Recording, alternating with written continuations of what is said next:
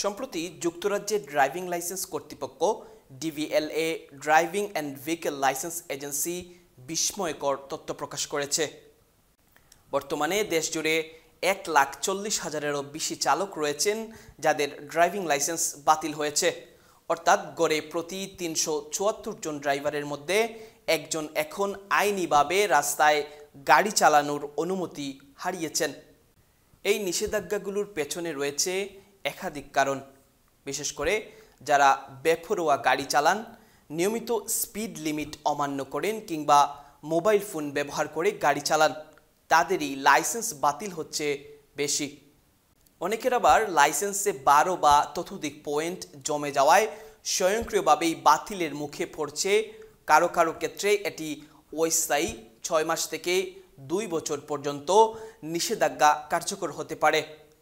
আবার অনেক চালককে নতুন করে ড্রাইভিং টেস্ট পাস না করা পর্যন্ত রাস্তায় নামার অনুমতি দেওয়া হচ্ছে না। একটি গুরুত্বপূর্ণ তথ্য উঠে এসেছে দ্য ইনসিওর নামের একটি গাড়ি ইন্স্যুরেন্স প্রতিষ্ঠানের রিপোর্টে। তারা তথ্য অধিকার আইনের আওতায় ডিভিএল-এর কাছ থেকে লাইসেন্স বাতিল সম্পর্কিত ডেটা সংগ্রহ করে বিশ্লেষণ করেছে কোন এলাকায় সবচেয়ে বেশি সংখ্যক নিষিদ্ধ চালক রয়েছেন। চমকপ্রদভাবে দেখা গেছে ওয়েলসের একটি জনপ্রিয় রিসোর্ট এলাকায় গাড়ি চালকদের মধ্যে লাইসেন্স বাতিল হওয়ার হার সবচেয়ে বেশি।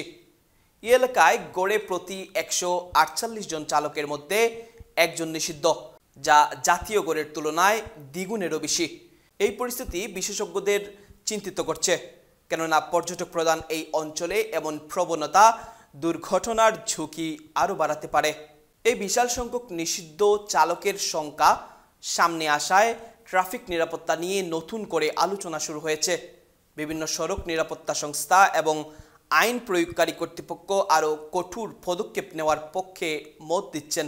ডিভিএল-এর কর্তৃপক্ষ জানিয়েছে, জনগণের নিরাপত্তার স্বার্থে তারা এ ধরনের সিদ্ধান্ত নিতে বাধ্য হয়েছে। সবার আগে সড়কের নিরাপত্তা, তারপরেই গাড়ি চালানোর অধিকার। বিশেষজ্ঞদের মতে এই পরিসংখ্যান শুধু আইন কঠোর করার আহ্বান নয়, বরং মানুষকে সচেতন করার একটা সুযোগ। তারা বলছেন, গাড়ি চালানো যেমন একটি স্বাধীনতা, তেমনি দায়িত্বের বিষয়। নিয়ম না মানলে শুধু নিজের জীবনই নয়, অন্যের জীবনও হুমকির মুখে পড়ে।